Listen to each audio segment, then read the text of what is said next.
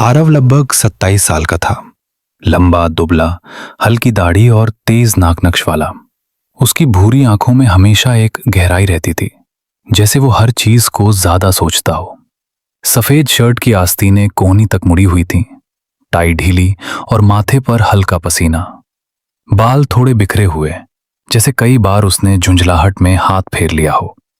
वो एक IT company में साइबर सिक्योरिटी एनालिस्ट था।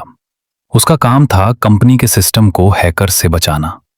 दिन भर कोड, सर्वर और सिक्योरिटी अलर्ट्स के बीच घिरा रहता था। वो अपने काम में बेहद ईमानदार और परफेक्शनिस्ट था। जब तक हर खतरा खत्म न हो जाए, वो ऑफिस नहीं छोड़ता था।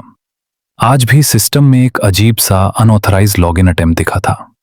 बाकी टीम घर जा चुकी थी, पर आरव स्क्रीन के सामने बैठा आखिरी स्कैन चला रहा था।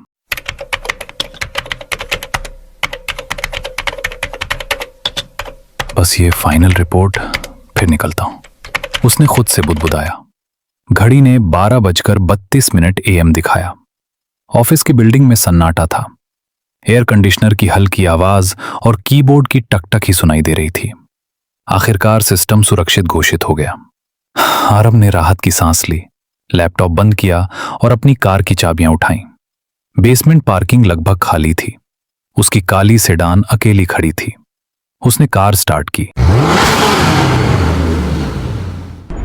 इंजन की आवाज गूंज उठी और सन्नाटा टूट गया। शहर की रोशनी धीरे धीरे पीछे छूटने लगी। वो घर पहुंचने के लिए एक पुराना शॉर्टकट लेता था, एक सुनसान सड़क जो घने जंगल के बीच से गुजरती थी। दिन में भी वो रास्ता थोड़ा डरावना लगता था, और आज तो आधी रात थी। सड़क के दोनों ओर ऊंचे ऊंचे पेड़ थे। उनकी टेढ़ी मेढ़ी शाखाएं हवा में हिलकर अजीब परछाइयां बना रही थीं। स्ट्रीट लाइट्स बहुत कम थीं, और जहां नहीं थीं वहां अंधेरा इतना घना था कि हेडलाइट भी कमजोर लग रही थी। रेडियो पर अचानक सिर्फ खरखराहट की आवाज आने लगी। ये भी अभी। आरव ने बटन घुमाया, पर सिर्फ स्स। हवा तेज हो गई। सूखे पत्ते कार के शीशों से टकराकर उड़ रहे थे। तभी कार झटके से हिली। आरव का हाथ स्टीयरिंग पर कस गया। डैशबोर्ड पर पीली चेतावनी लाइट जल उठी। नहीं, अभी नहीं, उसने बुदबुदाया। उसने एक्सीलरेटर दबाया, पर गाड़ी की रफ्तार कम होती गई। इंजन से अजीब खड़खड़ाहट की आवाज आने लगी, और फिर इंजन बंद। सड़क पर गहरा सन्नाटा छा गया। हेडलाइट्स जल रही थीं, पर गाड़ी आगे नहीं बढ़ रही थी। आरव ने दोबारा स्टार्ट करने की कोशिश की। इग्निशन घुमाया, सिर्फ टिक टिक। उसने मोबाइल निकाला। No network. अब उसके चेहरे पर हल्की घबराहट साफ दिख रही थी। उसने चारों तरफ देखा। बाहर सिर्फ अंधेरा था। हवा पेड़ों के बीच से सीटी की तरह बज रही थी। तभी उसकी नजर सामने पड़ी। हेडलाइट की रोशनी से थोड़ा दूर पेड़ों के बीच जैसे कोई सफेद सा साया खड़ा था। आरव ने आंखें मलकर फिर देखा। कुछ नहीं। शायद थकान है, उसने खुद को समझाया। तभी कार के पीछे सूखे पत्तों पर किसी के चलने की आवाज आई।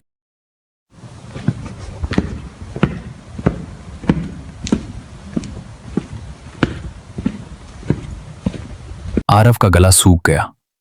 उसने रियर व्यू मिरर में देखा, पर अंधेरे के सिवा कुछ नहीं था। और फिर अचानक सन्नाटे को चीरती हुई एक आवाज गूंजी।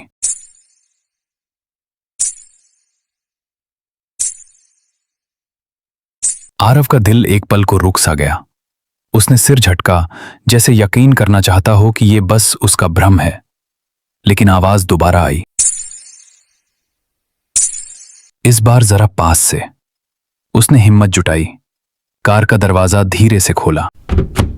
बाहर की हवा ठंडी और नमी से भरी थी। पैरों के नीचे सूखे पत्ते चरमराए। चारों ओर घना अंधेरा था।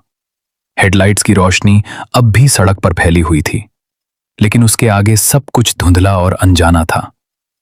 कोई है? उसकी आवाज हल्की कांप गई। कोई जवाब नहीं, बस वही पायल की आवाज। आरव ने चारों तरफ देखा। सड़क खाली थी। पेड़ों की लंबी परछाइयां जमीन पर अजीब आकृतियां बना रही थीं। कुछ पल बाद वो आवाज थम गई और तभी दूर जंगल की तरफ से एक धीमी सी धुन सुनाई दी, जैसे कोई बहुत पुराना गीत।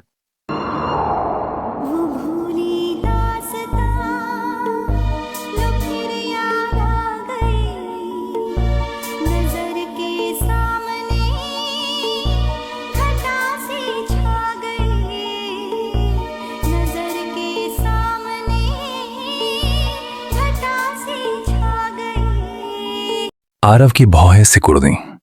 उसे समझ नहीं आ रहा था कि ये सब क्या हो रहा है। फिर भी उसके कदम खुद ब खुद उस दिशा में बढ़ने लगे।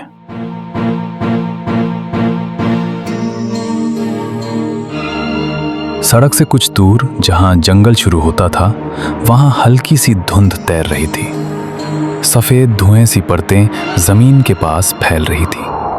पेड़ों के तनों के बीच अंधेरा और भी गहरा था।